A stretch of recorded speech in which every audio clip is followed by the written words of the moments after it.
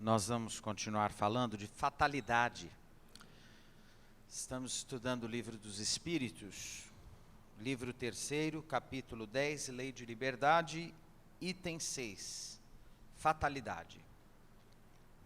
Estudando fatalidade, nós vimos primeiramente o conceito, né? Fatal é todo acontecimento trágico, abrupto, repentino, de natureza infeliz, né, que nos traz sofrimento, às vezes vem em forma de tragédias de variadas naturezas, tanto físicas quanto emocionais, quanto financeiras, quanto morais. Isso é o que a gente chama de fatalidade.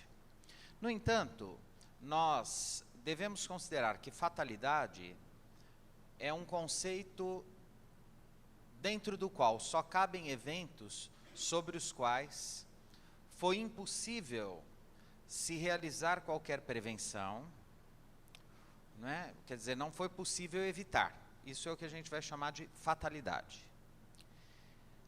Nesse âmbito, é preciso compreender como se dá a realidade da nossa existência. Eu vou fazer um apanhado assim, bastante sintético do que nós conversamos a semana passada, né?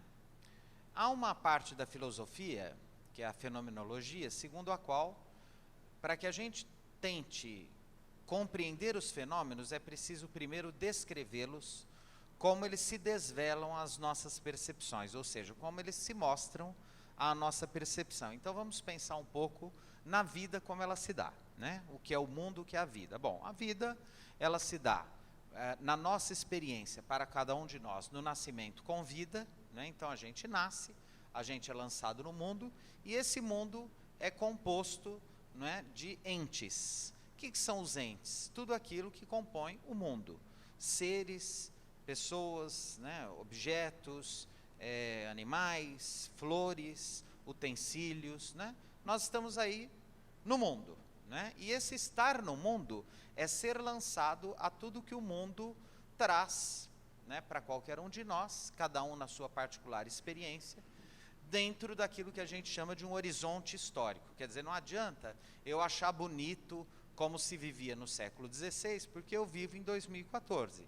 Então é um desejo que não faz sentido.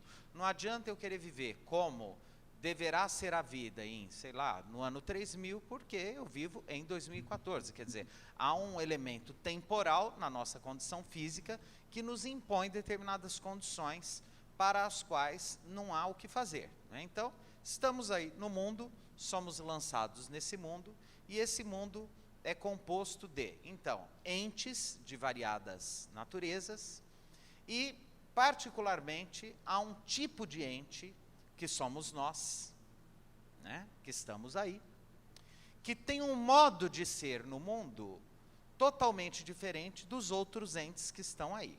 Então, o que me diferencia dessa planta, desse vaso ou desse calendário, né? Esse calendário, essa planta, esse vaso, etc., eles não têm escolha, eles estão condenados a ser aquilo que são, né?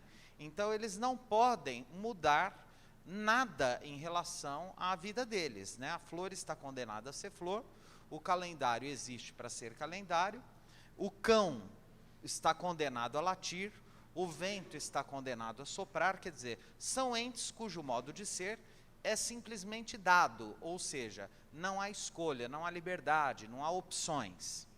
No meio disso tudo, há esse que vos fala e cada um de vós, né? Nós somos esses seres que estamos aí, livres para nos autodeterminar, né? Então, eu escolho ser aquilo que eu quero ser. Então, se eu não quero vir aqui, né, ninguém pode me obrigar a vir aqui, né? Se eu quiser comer, eu como. Se eu não quiser comer, eu não como. Se eu quiser ser bom, eu faço bem. Se eu quiser ser mal, eu faço mal. Quer dizer, nós somos seres, entes, cujo modo de ser está permanentemente em jogo, segundo N fatores que para cada um de nós vão ao infinito nas combinações possíveis dentro daquilo que se coloca no mundo. Não tem como eu ser neste mundo sozinho, porque eu estou envolto por tudo que aí está, né? Entes, bichos, flores, utensílios, né, que nós criamos Né? Vamos imaginar o quanto o homem contemporâneo, por exemplo, ele é refém do universo da técnica. Né? Nós somos seres da técnica. Hoje, se houver aí uma pane, um caos, né, elétrico no país, como a gente está correndo o risco de viver, né, eu não sei o que vai acontecer, porque tudo para. Né? Vamos imaginar uma vida hoje, né, sem eletricidade, sem ar-condicionado, geladeira, automóvel, sem os computadores, o sistema de informações, sem a iluminação das ruas, sem nada, quer dizer, voltar à idade da pedra, praticamente. Isso nos traria o caos, né, como naquela metáfora escrita pelo José Saramago no romance Ensaio sobre a Cegueira. Né? Quem já leu ou já viu o filme, tem um filme, seria o caos absoluto. Por quê? Porque o homem contemporâneo, ele é refém da técnica. Né? Nós estamos condicionados aos bens que os recursos técnicos nos oferecem.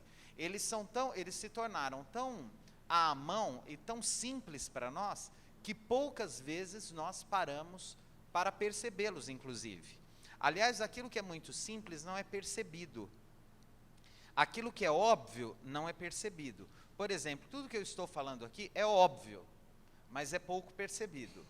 E a vida se dá nessa engrenagem, nessa conjugação, nessa equação entre os meus desejos, as minhas opções, as minhas falas, a minha ação no mundo, na maneira como eu me relaciono neste mundo, que não tem como ser de outro jeito, ele é deste jeito, que aí está, para todos nós, né?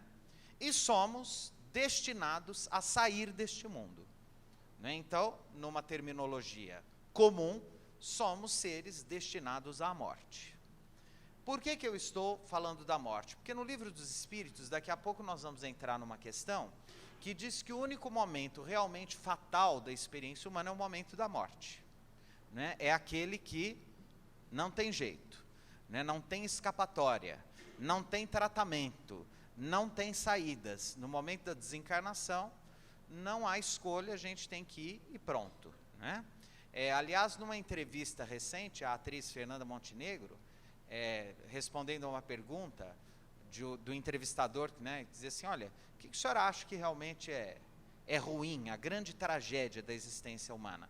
E a resposta dela disse, a única grande tragédia que eu conheço é morrer jovem. Por quê? Porque não deu tempo da pessoa no mundo, né, colocar, né, em questão, tentar pelo menos, né, realizar seus sonhos de vida e etc. Porque quando a gente desencarna velhinho, né, a gente ainda tem muito passado, né? Então a gente tem um acúmulo de patrimônio. Né? A pessoa que morre muito jovem, a criança, etc., fica sempre a sensação de um romance que parou no 2º capítulo, né? Ou no 1º, ou no 3º, que não teve, né, um final que poderia ter tido. E por isso nos choca tanto a desencarnação precoce da criança, do jovem, da pessoa saudável. Né?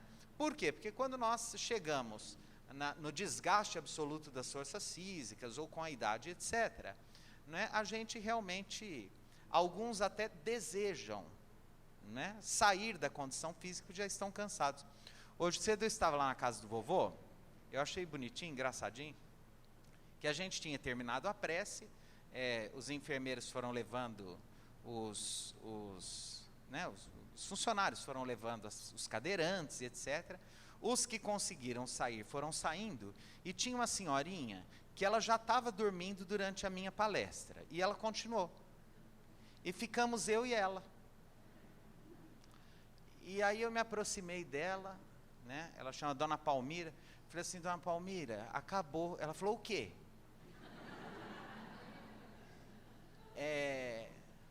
Eu falei, acabou a prece, vamos? Ela falou, não, está tão gostoso aqui. Eu falei, mas nós precisamos ir, porque vão esquecer a senhora aqui. Ó, todo mundo já foi. Ela virou, viu que todo mundo tinha ido embora. E aí ela, né, pegou no meu braço e foi. Né? Aí tinha um sofazinho mais perto lá no corredor, eu deixei ela no sofá. E eu falei, senhora está bem? Ela falou, estou com sono. E eu fiquei imaginando que grande parte lá dos nossos hóspedes na casa do vô desencarnam assim, dormindo, né? E nas sessões mediúnicas é comum a gente ouvir espíritos muito sonolentos, né? Que chegam na reunião mediúnica assim, bocejando, né? Olha, que lugar é esse, né? Olha, o que a senhora vê? Está diferente, aqui onde eu estou, né? E a pessoa aí você tem que explicar, eu estou com sono, né? E aí você precisa explicar, olha, né, já não é mais, está em outro lugar, né? Tenta vibrar numa outra dimensão, quer dizer, a gente usa um linguajar mais próximo, né? Olha, tenta perceber se tem aí alguém para ajudar a senhora, enfim, quem já viu reuniões mediúnicas sabe do que eu estou falando, né? Mas é muito comum o espírito nem perceber, e às vezes fica 20 anos cochilando. Olha que delícia, né? Mas também a hora que desperta, dependendo, né? Aí pega um gás que, né? Mas assim, fica lá, né? Os espíritos, porque fica naquela condição ali, né?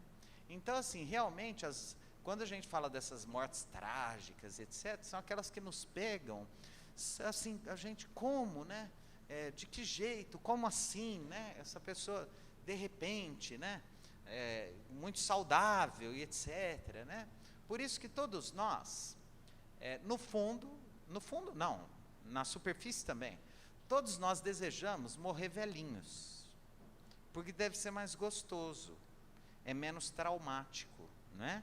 O filósofo Albert Camus, que era ateu, dizia que o único sentido verdadeiro da existência é nós prolongarmos essa existência o máximo que nós conseguirmos e com o máximo de prazer possível, né? Então assim, ficar velhinho e de preferência tomando sorvete, comendo uma comidinha gostosa, rodeado de coisas boas, aí é uma beleza. Eu lido muito com adolescente, tem uns que eu falo assim, você já escolheu a carreira? O menino, às vezes 16, 17 anos, ele fala, já. Falei, o que você quer ser? Ele falou, meu sonho é ser aposentado. Né? Porque se souber aproveitar bem, é bom também, né? É ótimo, né? Então assim, daqui a pouco no Livro dos Espíritos, nós vamos chegar numa questão que diz assim, o único momento, o único instante realmente, que a gente pode chamar, do ponto de vista espiritual, de fatalidade, é o momento da morte. E ainda assim, como dizem os italianos, se non è vero è ben trovato. Pode ser que esse momento também seja mudado de acordo com algumas conveniências, tanto do espírito que está aqui para ser levado um pouco depois, quanto às vezes se está fazendo muita estripulia, confusão, às vezes os espíritos superiores lá em cima, que o amam, dão um jeito de antecipar o retorno dele para ele não se comprometer mais também, né? Então existem variantes que nós vamos chegar lá. Bom, então o mundo ele se apresenta dessa forma, nós estamos aí, né? Há elementos que nós controlamos, há outros que são incontroláveis. E mesmo os que nós controlamos, agora segura a onda aí, hein? Eu vou jogar, isso aqui é frescobol, eu jogo a bolinha, você tem que pegar, presta atenção. Mesmo esses que nós julgamos ser controláveis, eles só o são se tudo correr como a gente acredita que deva correr. Vou dar um exemplo, ok? Então vamos lá. Eu, né, fiz tudo direitinho, né, e construí uma casa. Falaram que tem muita tempestade, né, lá no lugar que eu vou morar, e eu construí uma casa. E a minha casa eu construí com o melhor material, uma casa sólida, muito boa, né, e etc e tal. Bom, só que um belo, né, e várias tempestades acontecem, e nada acontece na minha casa, e eu digo assim, tá vendo? Ainda bem que eu construí uma casa sólida, tanto que as tempestades chegam e a minha casa está sólida. Só que assim, todo mundo conhece as tempestades que já ocorreram daquele jeito ali. Mas pode ser que um dia aconteça uma de tal forma gigantesca que nem a minha casa, que foi super bem construída e que foi o resultado de uma mente extremamente cuidadosa e prevenida, dê conta. Então, quando a gente diz assim, faz isso que vai dar certo, que você se garante, esse raciocínio só se completa realmente depois que o evento para o qual a gente se preparou passou, porque antes de passar não tem como afirmar se realmente vai dar certo. Em outras palavras, todos nós, eu vou usar aqui uma expressão de um sociólogo polonês, o Bauman, que eu gosto muito.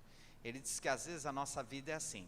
Vocês já viram aquelas fotos de um rio quando forma uma camada de gelo por cima em regiões muito geladas? Que o rio forma aquela casca de gelo por cima? Né?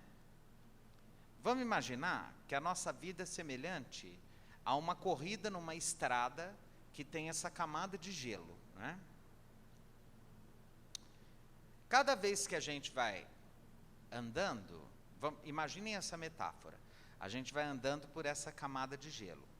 Cada vez que a gente vai andando, cada passo que a gente põe o calcanhar nessa camada, o gelo atrás da gente quebra. Então a gente precisa correr, porque senão a gente afunda. A vida é assim. Não dá para parar num lugar para ficar pensando. Porque se a gente parar, no lugar que a gente para, o calor toma conta do gelo e a gente é engolido pela água. Então, a vida, ela é movimento, né? Não dá para eu posso até estar sofrendo muito, morreu um ente querido, eu estou deprimido. Mas enquanto eu estou deprimido e chorando, eu preciso tomar água, tomar banho, comer, senão eu morro. O meu corpo vai falar. Quer dizer, eu não posso parar. A vida é um contínuo que não permite que se pare nada. A gente precisa estar em movimento o tempo todo. E a gente vai se movimentando. E não tem como parar para pensar. Né? A gente tem que aprender a pensar andando. Né? Porque senão as contas chegam, né? A casa vai ficando suja, né? O nosso corpo vai se deteriorando, tudo vai se deteriorando à nossa volta. Então a gente precisa, né, sempre estar em movimento para garantir a manutenção da vida de alguma forma, né? Então, nunca dá para a gente saber, mesmo tendo todos os cuidados do mundo, se os nossos cuidados serão suficientes para evitar que aquilo que aconteça, se tiver que acontecer, realmente aconteça. E aí entra o item fatalidade, né? Então, vamos pensar assim, grande parte das mortes nas estradas brasileiras se devem a motoristas alcoolizados, imprudência, imperícia, não é? Falta de cuidado, né? E assim por diante. Negligência, imprudência e imperícia.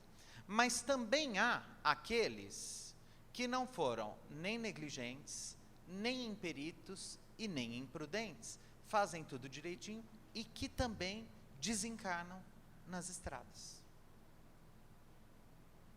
E grande parte daqueles que morrem vítimas de quem foi negligente, imprudente, quer dizer, o fato de eu ser prudente, cuidadoso e etc., teoricamente, aumenta a probabilidade de eu sobreviver na estrada. Mas se isso estiver no meu projeto reencarnatório, ainda que eu faça tudo direitinho, se aquele evento for importante no meu projeto, vai acontecer independente dos cuidados que eu vier a tomar. O que não quer dizer, porque a gente precisa tomar muito cuidado com o que fala aqui, porque tem gente que não entende, aí sai por aí falando, o André falou que não precisa tomar cuidado não, se tiver que acontecer, vai acontecer, deixa quieto. Eu ouvi lá na palestra que se tiver que morrer, é isso que eu falei? Não. Então vamos voltar para entender direitinho. Se a tragédia ou fatalidade que aconteceu comigo foi resultado do meu descuido, eu vou chegar no mundo espiritual responsável pelo meu descuido. Então, quando eu faço tudo direitinho, eu estou me responsabilizando pela minha vida, pela vida do próximo, e garantindo, né, se eu tiver que desencarnar, vamos supor, numa estrada, garantindo que eu vou chegar no mundo espiritual em boas condições de consciência. Ou seja, eu não desencarnei por um erro meu, eu fiz tudo direitinho.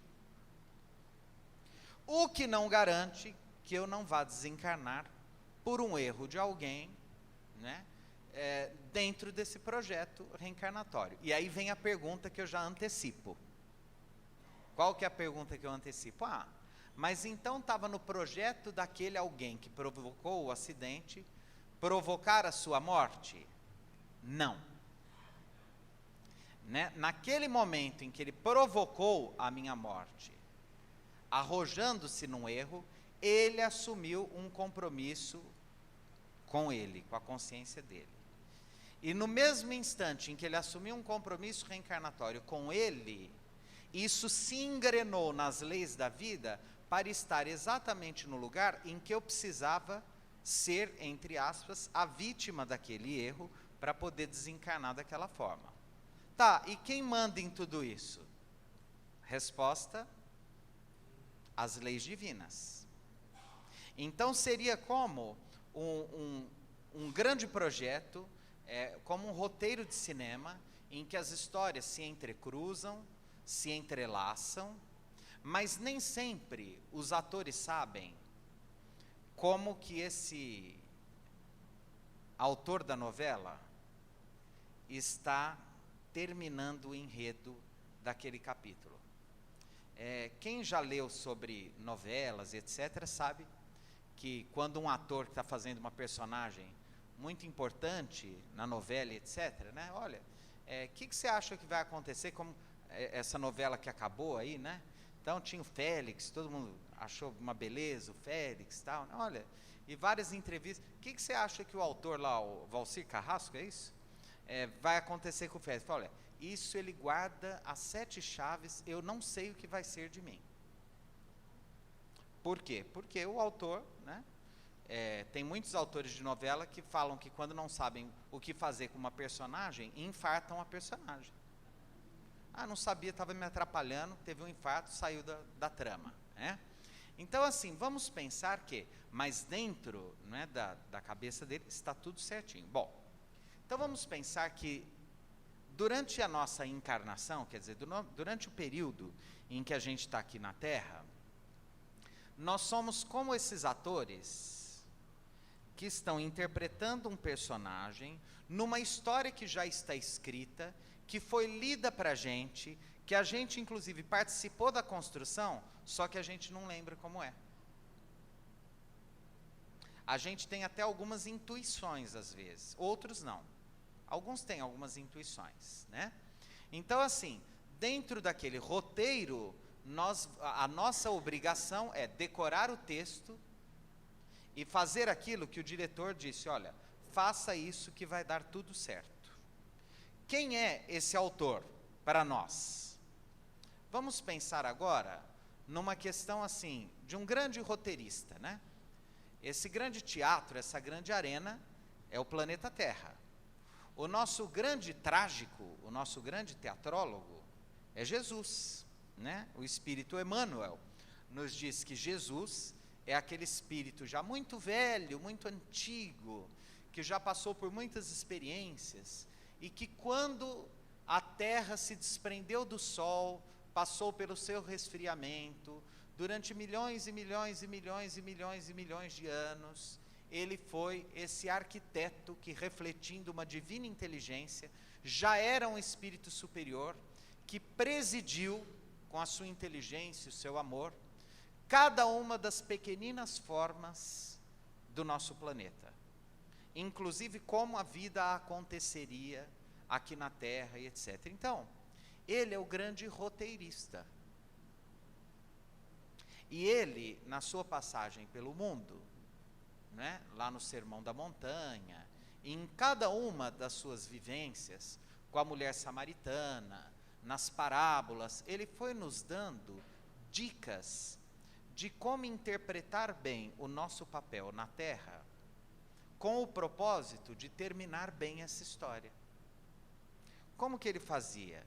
Era comum, né, quando ele terminava de contar uma parábola, vamos pensar, a parábola do samaritano, né? Todo mundo conhece a parábola do samaritano, né? Qualquer dia a gente rememora aqui, porque ela é muito bonita, né? Um homem descia de Jerusalém para Jericó, foi tomado de salteadores, ficou lá na beira da estrada, e aí, né, ele está explicando quem é o próximo. Passou um fariseu, passou um levita, por fim passou o samaritano, cuidou dele, deu tudo, não perguntou nada, e etc, né? E o fariseu falou: Senhor, que é meu próximo, né? Ele falou: quem que te parece o mais próximo daquele homem caído? Ele falou: o samaritano. E aí no final da história, Jesus olha bem para o fariseu e diz assim: então faz o seguinte, vá embora, se você quer ganhar o reino dos céus, vá embora e faz como ele. Imita o samaritano, faz o que ele fez, é isso, é simples. Né? Então ele vai nos dando a dica, igual o diretor das filmagens fala: faz isso, chora aqui, fica lá, se curva um pouco. Jesus foi nos dando as dicas, né? Olha, faz igual o samaritano, né? Não vos inquieteis com o que haveis de comer, de vestir, olhai as aves do céu, olhai os lírios do campo, né? Não julgueis para que não sejais julgados, né? Aquele que nunca errou, atire a primeira pedra, né? Quando fores orar, não fazeis como os fariseus que gritam na esquina, se recolhe lá quietinho, né, no seu quarto, né, no silêncio da sua consciência, faz sua prece, né? Então assim, tem fé, a tua fé te salva. Ele vai dando no Evangelho uma série de dicas de bem viver, né? A mensagem de Jesus, ela não é uma mensagem mística, não, é uma mensagem simples do dia a dia, né? Eu vou cuidar do fulano, não é nada meu, né? Aí Jesus fala: olha, quem é minha mãe? Quem são meus irmãos, né? Minha mãe, meus irmãos são aqueles que eu tenho afinidade, que pensam como eu, que fazem a vontade do meu Pai que está nos céus, né? Olha, amai os vossos inimigos, perdoai, porque se você ama só os amigos, não tem mérito nenhum, então perdoa os inimigos. Perdoa quantas vezes? 7 vezes? Não, 70 vezes, 7 vezes. Não fica falando o tempo todo, ajuda, contribui, não é? Enfim, quer dizer, a gente passaria aqui dias inteiros lembrando as pequeninas, singelas mensagens de Jesus na direção desse grande teatro que é a nossa vida na Terra, e que tem um momento para acabar, que as cortinas se fecham, né? O dia que as cortinas se fecham é o momento em que a gente vai para a ribalta da eternidade, né? Que as luzes se acendem para nós, mas quem está na plateia não se contamina delas, porque elas são nossas, né? E aí, novamente Jesus: fazei brilhar a vossa luz, vós sois deuses, podeis fazer tudo o que eu faço e muito. Ai, gente, como é bonito, né? Eu sou, assim, sou fã, que coisa bonita, né? Bem que o Gandhi dizia, né? Jesus era o máximo, né? Ele era Jesus Christo Superstar. Eu acho ele muito pop, muito cool, sabe? É assim, ele é o máximo, ninguém conseguiu chegar perto, é o cara, né? Porque é uma delícia, e é fácil, é simples, fala ao coração. O problema é viver como ele. Mas também não fica muito pensando nisso, senão você vai enlouquecer, né? A gente faz de vez em quando um pouquinho que dá para fazer e já tá bom. Aí na outra a gente faz mais um pouco, na outra faz mais um pouco, e daqui umas 3.000 encarnações a gente está um pouquinho melhor, né? Porque não dá para saber. Uma vez o Chico Xavier, porque o anjo Ismael é responsável pelo Brasil, né? O espírito de Ismael diz que é um espírito de alta evolução, que está com Jesus desde quase o princípio da humanidade, é um espírito de altíssima evolução. Aliás, tem um livro que poucos espíritas já leram, é um livro publicado pela Federação Espírita Brasileira, que se chama Brasil Mais Além. Conhece esse livro, não? Né? É de um ex-diretor da FEB chamado Duílio Berni, em que ele investiga a obra de Humberto de Campos e fala da Federação Espírita Brasileira e tal. Né? E Ismael é um espírito de alta evolução. E aí uma vez o Chico perguntou para o Emmanuel, porque a gente fala do Emmanuel e tem uma grande admiração pelo Emmanuel, que é um espírito jesuíta, né? Padre Manuel da Nóbrega, Públio Lentulus, aquele espírito de luz, né? Que é o mentor do Chico Xavier, o Emmanuel. E aí o Chico falou: Emmanuel, como se dão seus encontros com Ismael no mundo espiritual? E o Emmanuel respondeu: de joelhos. Eu não ouso levantar os olhos para a luz de Ismael. Então, imagine, se Emmanuel, no mundo espiritual, é um espírito ralé perto de Ismael,